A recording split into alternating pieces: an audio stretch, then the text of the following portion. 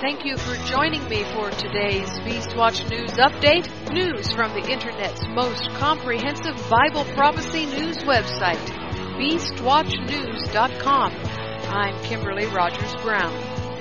The only event on my mind again this week was the Sanhedrin altar. This thing changed everything. It heralds the coming of the Antichrist. You might guess that I have some pretty harsh words for the powerful elites in Israel again this week, but please understand it is not the people, the Jewish people, with whom I am angry.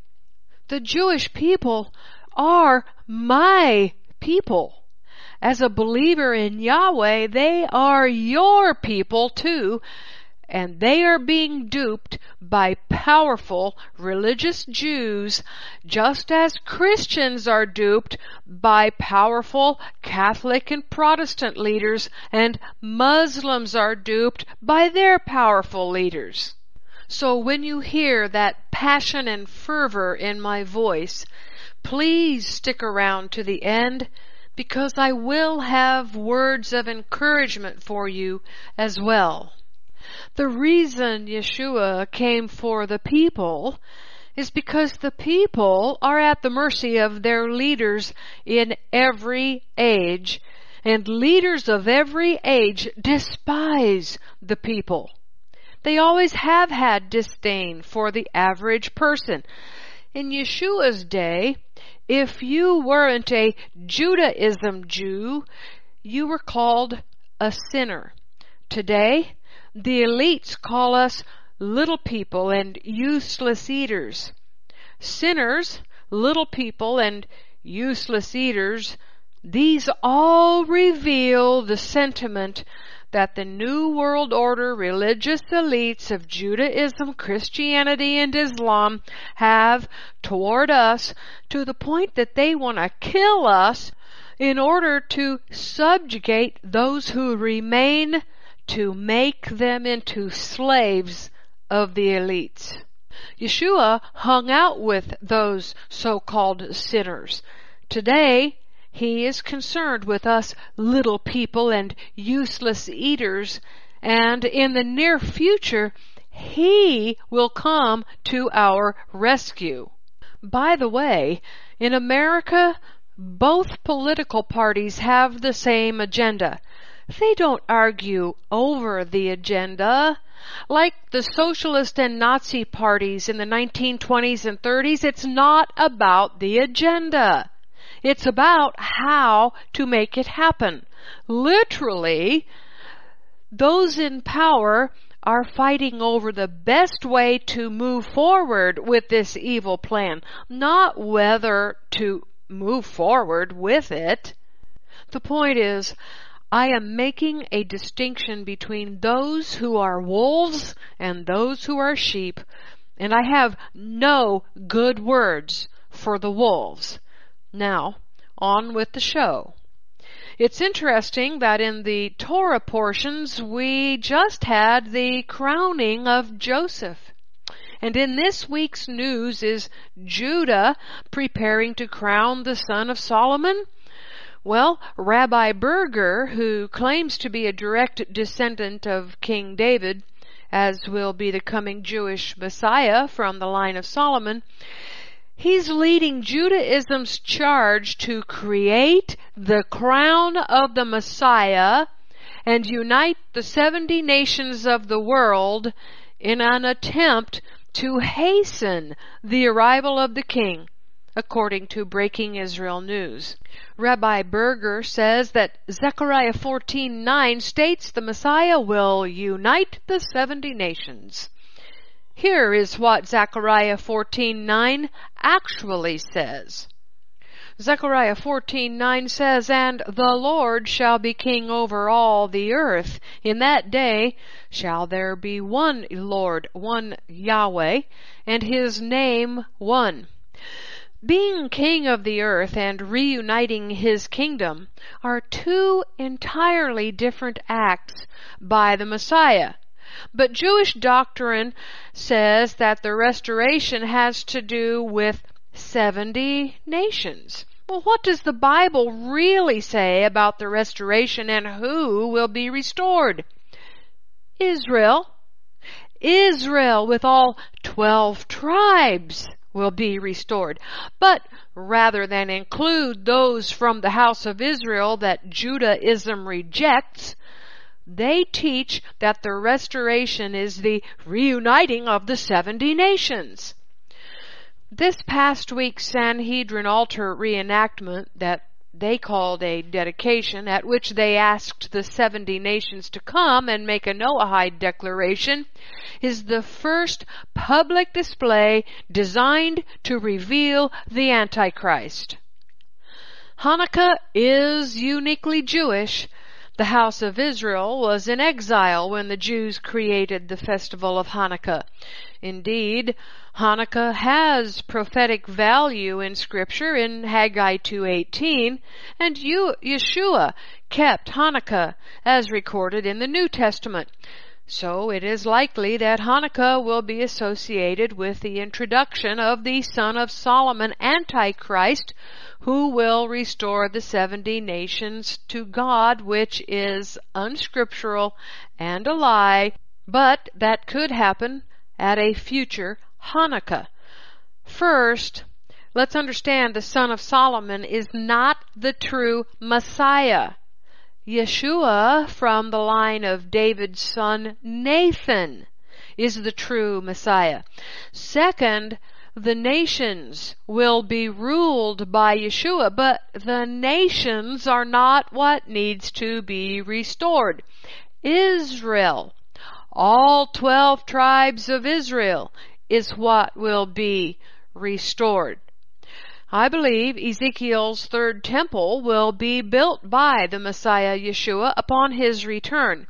In the meantime, there could be either a working altar or an actual temple with an altar on Temple Mount before Yeshua comes.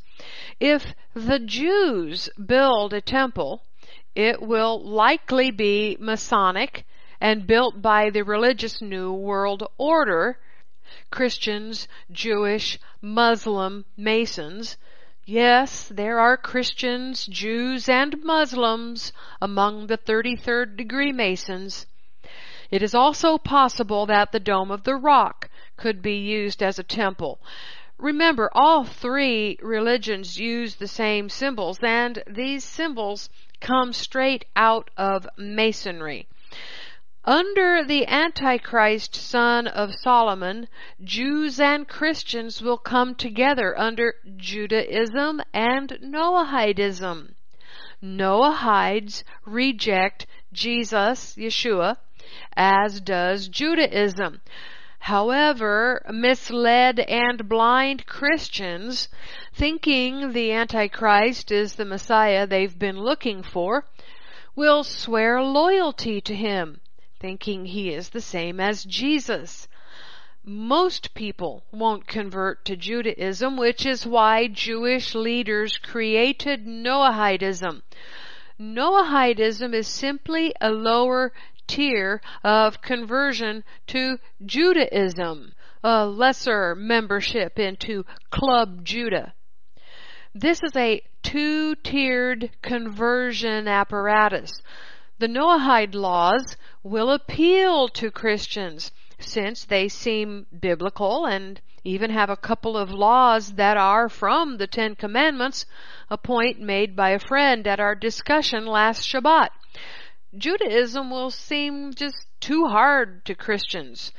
This past week's Sanhedrin reenactment was the first openly public test and invitation to become Jewish through vowing to keep the Noahide laws only and to subject yourself to the Jewish Sanhedrin.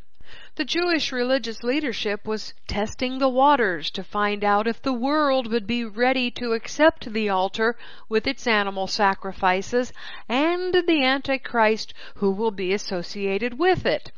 The Sanhedrin knows what it is doing to people with this Noahide conversion push too. The Noahide convert stands before the Jewish judges of the Sanhedrin, raises the hand, and takes an oath to keep the Noahide laws. This puts them under the authority of the Jewish judges, the Sanhedrin, and makes the person responsible before Yahweh for having taken such an oath to laws that defy Yahweh's express instructions. Also, the more Noahides the Sanhedrin converts, the more money those Noahides will pour into the project of bringing the Antichrist, son of Solomon, on the world scene. Another point made by a friend in our Shabbat Midrash group. Another friend mentioned that he read that not all of the sacrificed animal went on the altar, and that the people who watched likely had not mikvahed. That was an excellent point. I hadn't thought of that. There were about 150 unclean people watching a sacrifice that only the clean should see in a mostly private ceremony where the whole animal is required to go on the altar. Not that many people could be present when the priests put a sacrifice on the altar, because that was limited to just those who needed to be there. A sacrifice was not a public display, but a solemn ritual, and one that we're to perform before Yahweh, not for bragging rights and celebration. These problems are just a few, but another huge problem with this altar was that the Jews sacrificed to devils. Yahweh said that if we don't take our animal to the place of His name, we would be sacrificing to devils. Not only to the place of His name, but to the gates of where the altar stands. Yahweh specified the place of His name. First, it was on His mobile tabernacle for hundreds of years. Then He placed His name on Jerusalem, and specifically the altar on Temple Mount. The altar was separated from public spectacle by gates and doorways. The reason the Jews don't do sacrifice at the feasts now is because those must be done on Temple Mount. If this were not the case, they could have started doing the sacrifices in 1948, as was done in the time of Ezra and Nehemiah. But they couldn't, because they didn't have access to Temple Mount. Thus, sacrificing outside the old city was to sacrifice to devils. And they know that. This little display of rebellion against Yahweh's real altar was nothing more than a slow introduction and indoctrination of what will prove to have more to come. This Breaking Israel News article about religious trends in America reveals how the rabbis are targeting Americans for their trap. The article from this week says, on one level, the outlook for the religious landscape in the U.S. is bleak. According to trends illuminated in the most recent Pew study on religious life, over time, an increasing number of American adults say they do not identify with any religion, and there are a shrinking number of people who describe themselves as Christians and Jews. The article talks about other trends as well, but this one is prophetic about the falling away. Last summer's explosion of Hebrew roots and Christian believers converting to Judaism is just the beginning. Noahidism stands the best chance of appealing also to secular people who are not interested in religion. Given a choice, and there will come a time when the choices will be laid out, secular people will become Noahides and swear their oath to the son of Solomon, Antichrist. Another issue regarding the Noahide laws is that the U.S. Congress voted to create a special day to celebrate them in 1991. The conspiracy theory regarding this is that people will be beheaded for not keeping the Noahide laws during some future time of upheaval. Here is what part of Resolution 104 says. Whereas the Lubavitch movement has fostered and promoted these ethical values and principles throughout the world, whereas Rabbi Menachem Mendel Schneerson, leader of the Lubavitch movement, is universally respected and revered, and his 89th birthday falls on March 26, 1991, whereas in tribute to this great spiritual leader, the Rebbe, this, his 90th year, will be seen as one of education and giving, the year in which we turn to education and charity to return the world to the moral and ethical values contained in the 7 Noahide laws. And whereas this will be reflected in an international scroll of honor signed by the President of the United States and other heads of state, now therefore be it resolved by the Senate and House of Representatives of the United States of America in Congress assembled, that March 26, 1991, the start of the 90th year of Rabbi Menachem Schneerson, leader of the worldwide Lubavitch movement, is designated as Education Day USA. The President is requested to issue a proclamation calling upon the people of the United States to observe such day with appropriate ceremonies and activities. Let's keep our heads clear. We don't need to thrum up fear where there is no reason for it yet. That is not to say, though, that Congress would not build on this resolution at a later time and that people won't be killed for not swearing an oath to keep the Noahide laws or for disobeying them. The Noahide laws will subject Noahides to extra legal punishment by the Sanhedrin, even of the capital variety, on a regular basis, but at the Sanhedrin's own discretion, according to a paper I quoted from last week, written by Elchanan Adler in his effort to compile Jewish thought from the various Jewish writings such as the Talmud, Mishnah, and others. The Jews have been working on these Noahide laws for a very long time, even from before the time of Rambam in the 12th century. What does this extra legal punishment mean? It means the Jews will punish Noahides any way they see fit, and they will make up the rules as they go along, since there are no details and no overall agreement among the rabbis on the punishments to mete out to Noahide offenders. But let's be careful to not dismiss this Noahide problem as conspiracy theory, because the Jews have been writing about it and trying to make their design comprehensible for over a millennia. Now, I want to share some questions that I received from a Beastwatch News listener and give the answers to the questions. They are excellent questions that are probably in most of your minds, so here they are, and I hope my answers are at least satisfactory.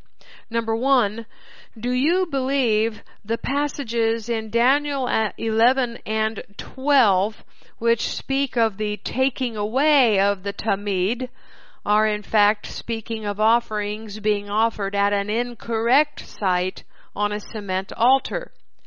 No, I think Daniel was hopeful of the restoration of the altar on Temple Mount and was looking forward to its operation. So he was not speaking of an altar that would not operate once again on Temple Mount.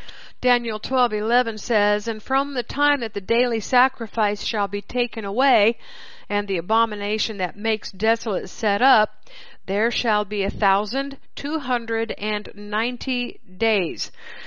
Two items are mentioned in Daniel. First, the sacrifice will be taken away, and the abomination that makes it desolate will be set up.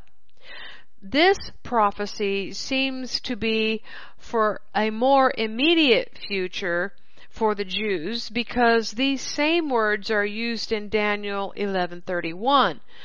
This prophecy was fulfilled with the Greek general Antiochus, who abominated Yahweh's altar by sacrificing a pig on it. But there is more, because the language in Daniel 11:31 and Daniel 12:11 is similar to phraseology in Daniel 8:3 and Daniel 8:11 and Daniel 9:27.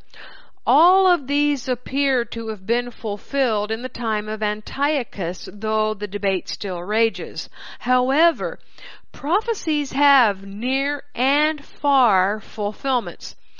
Yeshua knew this when he said in Matthew 24:15, "When you therefore shall see the abomination of desolation," that's already happened before, spoken of by Daniel the prophet, "stand in the holy place, whoever reads, let him understand."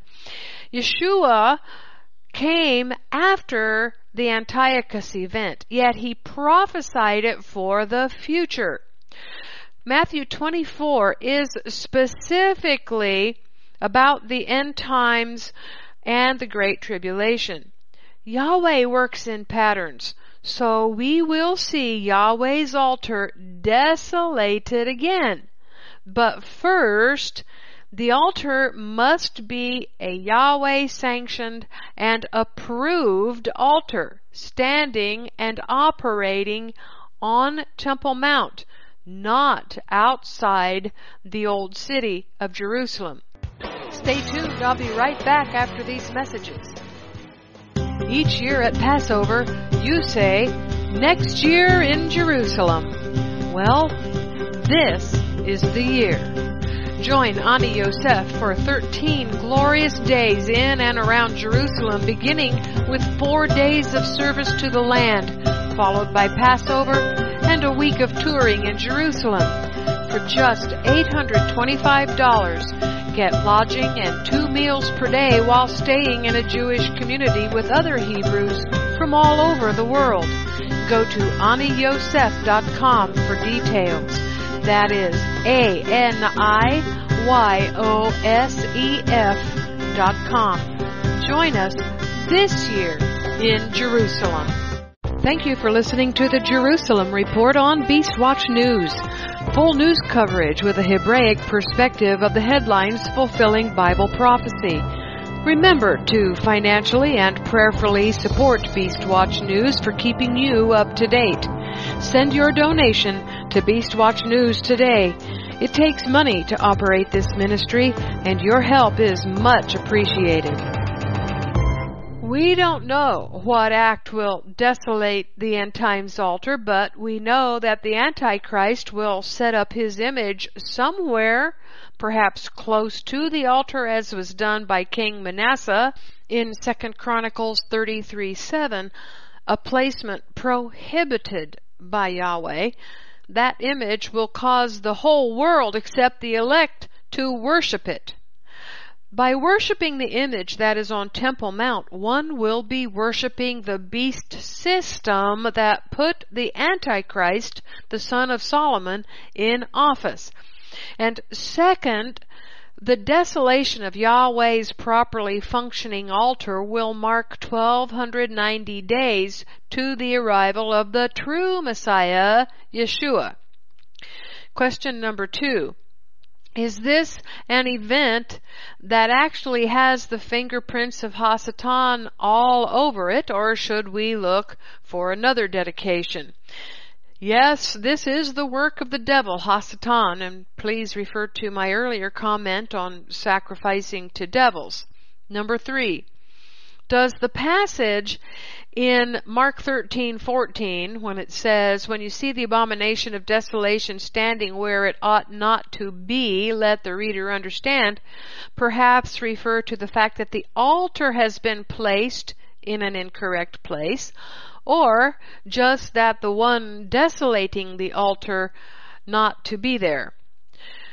There is a little more to the answer I gave above about Yahweh's operational altar on Temple Mount. The fact is that the Dome of the Rock, while not in the exact location of the second temple, does pose a problem for the location of Yahweh's altar. The image I spoke of earlier could be Islam related as well. So there could be problems both with the altar's location on Temple Mount and with whatever is put alongside it or on it that desolates it. I doubt that anyone knows how this will play out. Yahweh has not revealed the details to me, but I hope that I have given a plain enough answer as to what believers should know at this point. 4. When we read these passages in Ezekiel 20 verses 40 and 41 and Ezekiel 43, 10 to 27, where Yah tells us that this is when He will receive us at His altar, you can clearly see that this is a time when we have all tribes restored to the land. So I really feel it is for the future time.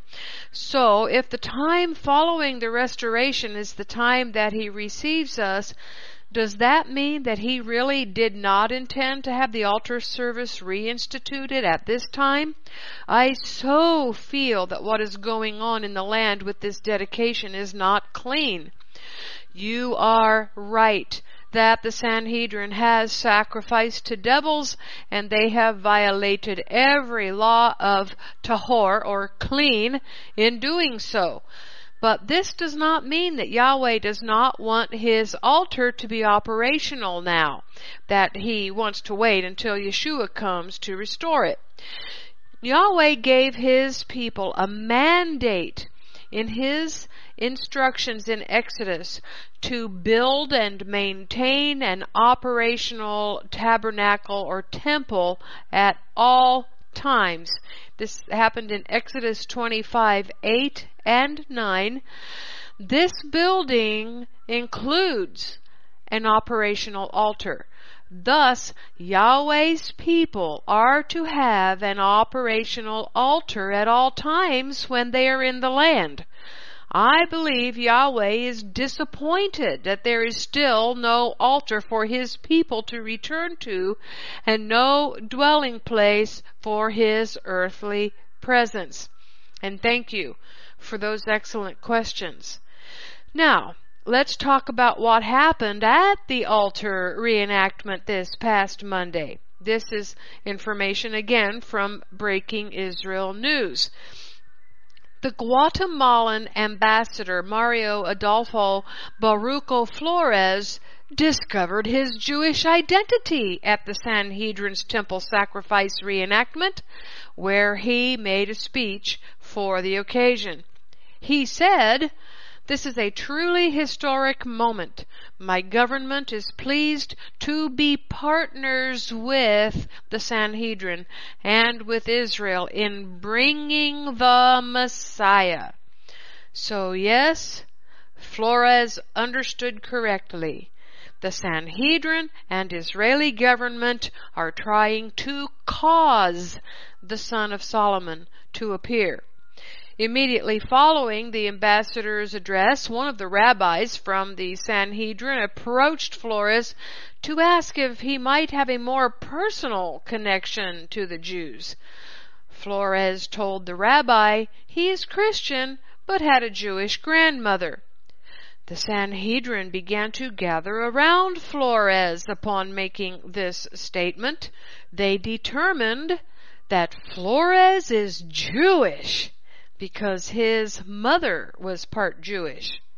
The article says, in the presence of the rabbinic court, Flores was asked several questions about his family, and it was determined that he was a Jew.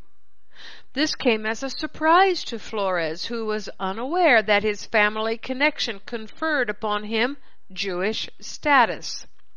Upon the discovery, and to mark the occasion, the rabbis assisted Flores in donning tefillin, the phylacteries, a mitzvah or Torah commandment of the highest order, also noting that non-Jews can perform almost all of the Torah commandments. However, donning tefillin is one of the very few that they are forbidden from performing.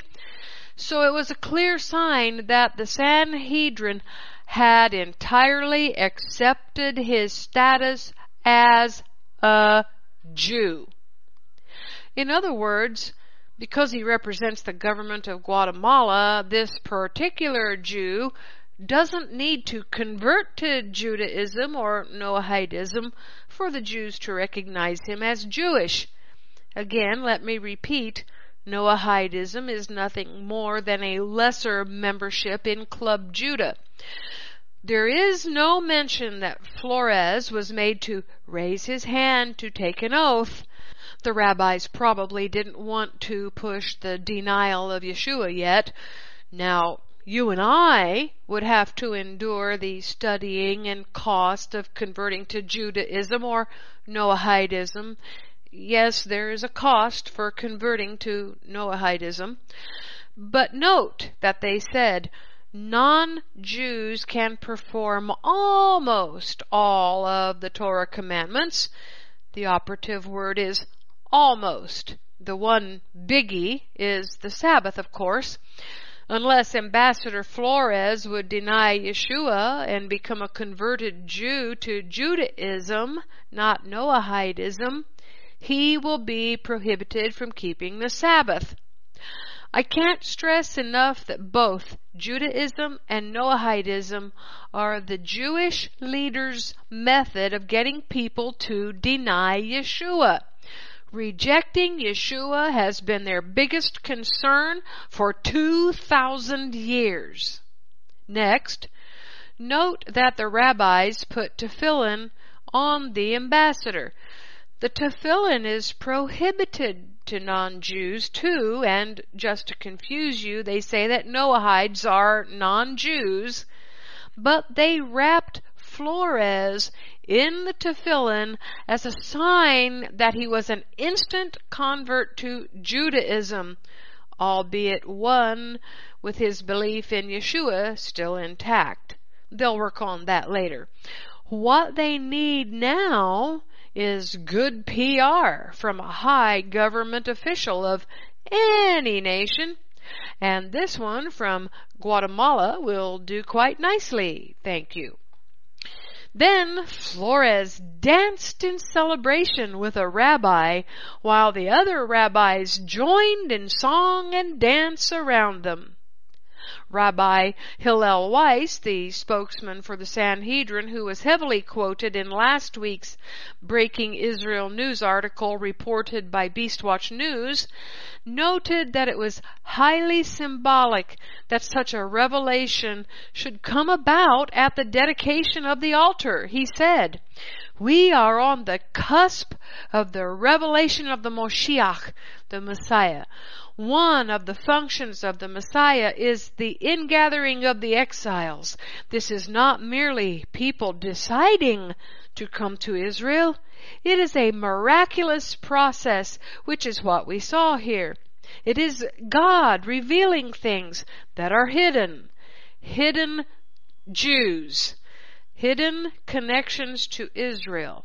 Love for Hashem, God, literally the name. That has been hidden away and not seen since all 70 nations came together to pray to the one God in Jerusalem." Okay, here we go again. You will think, maybe, that I'm merely repeating myself, but I'm doing so to bring greater understanding because of the peril you and I are about to find ourselves in. These repetitions are warnings. The Jews don't want just anyone You know, like those who just one day wake up and say they are Israel. No, there has to be a miracle. Awakening because Yahweh's Holy Spirit awoke you and told you that you are Israel is not enough of a miracle. Why? Well, if you believe you're from, say, the tribe of Gad, for instance, or Zebulun, or, some other tribe that was not assigned to the house of Judah by Yahweh in the books of Kings and Chronicles, they don't want you. The rabbis must discover you. It's the rabbis who make the miracle. You cannot make this discovery for yourself, and you must be a Jew, not someone from one of those non-Jewish tribes. But as soon as you have proof of Jewishness and are willing to study and pay the money, you too can be a Jew. All others who the Jews are trying to relegate to the lesser status within Judaism are called Noahides. That is because Noahides will be the Jews' servants in the world to come. But Rabbi Weiss tells a lie when he states that all 70 nations came together to pray to the one God in Jerusalem. None of the 70 nations ever prayed together to Yahweh. Now, Solomon did try to unite these 70 nations by marrying women from each one, according to 1 Kings 11, and he even made high places so they could worship their gods instead of the one true God. Oh, this is why Solomon and his descendants are anti-messiahs. They promote and even engaged in the worship of other gods. David did exhort the nations to praise Yahweh in 1 Chronicles 16:31. 1 Chronicles 16 verses 8 to 36 contains David's song of praise to Yahweh. But there is no time ever in the history of the earth where the 70 nations came together to pray to Yahweh. The rabbis made that lie up and are using that to promote their evil agenda to bring forth their Messiah in the hope that Yeshua really didn't exist or certainly is dead and not resurrected, as they have convinced themselves. Who were the people in Jerusalem praying to Yahweh all at the same time? It was the 12 tribes. When were they assembled there? At the temple's inauguration and at every feast. If you think I'm angry with the Sanhedrin and its rabbis, you are wrong. I am furious. The New Testament calls this righteous indignation. How dare those modern Pharisees who changed their title to rabbi destroy Yahweh's word, His Son, His kingdom, and all the people of the earth for their own lusts and greed for power. Here's a point you might not have considered. Judaism sprouted Christianity and Islam. If the Jews had said yes to Yeshua's agenda to restore the whole house of Israel, as prophesied in Ezekiel 37, there never would have been Christianity or Islam.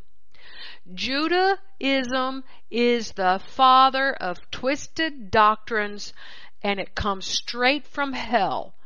It is a religion from and worthy of the grave, spawned by Satan himself. Again, I want to remind you that I am not angry with the people, but the leaders. This evil extends all the way into the New World Order. I pointed this out a few months ago.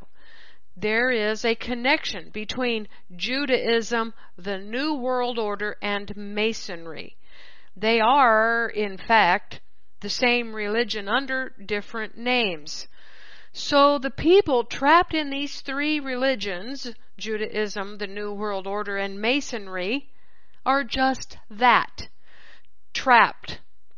I pray for Yahweh to show all the people of the earth His truth and pull them back from the fire that will destroy these religions under which fall Christianity and Islam. In the near future, the Sanhedrin plans to visit the Guatemalan government on a political mission after Guatemala moved their embassy to Jerusalem on May 16 of this year, 2 days after the U.S. opened their embassy in Jerusalem. For decades, the world has been told by the rabbis that the Messiah is already alive on the earth. I never believed it because I know where Yeshua is right now, and He is not yet on the earth, but with our Father in the heavenly realm. Only recently have I come to understand that the rabbinic Pharisaic Messiah is not a divine Messiah, not Yeshua, but a mere mortal man. So now that I understand the difference between the false Messiah, the Antichrist, and the true one, Yeshua, I also understand that these men know exactly who it is that they will parade on Temple Mount as their Jewish Messiah. We don't know the timing of when the Antichrist will be paraded out of his closet by the rabbis. It could happen before the altar is erected on Temple Mount, or it could happen after the altar is erected and they parade him out to inaugurate the altar, or it could happen days or weeks after the altar is operational, after which the rabbis parade him out and put his image next to the altar. The Antichrist's appearance and the events of the altar will likely happen very quickly, in rapid succession. At some point, though, the prophets proclaim, especially Ezekiel and Jeremiah, that the house of Judah and the house of Israel will unite. Praise Yah! He will pour out His Spirit on all of His people. What a grand and glorious day that will be. Don't think this is only the Jewish leadership involved in bringing forth the Antichrist. Oh, nay, nay. The United States New World Order elites is behind the scenes, encouraging and helping this along. Don't delude yourself. This is what the United States, Mystery Babylon, will be destroyed for. This and many other reasons. Start watching. Consider moving away from America. No, we don't know how long we have. Short time, long time, it doesn't matter. You have a personal invitation given to you by Yahweh from the beginning to the end. From Abraham leaving Babylon, to Jeremiah telling you to get out of Babylon, to John in the book of Revelation warning you to leave Babylon.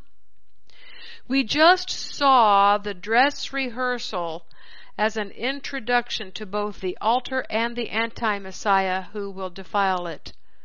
How much longer do you think we have before the destruction begins? Get out now while you still can. Contact me to Ask the Way to Zion at admin@beastwatchnews.com. Shalom. That's it for this Beastwatch News update. This is Kimberly Rogers Brown signing off. Click over to beastwatchnews.com for full comprehensive coverage of all the headlines fulfilling end of days Bible prophecy.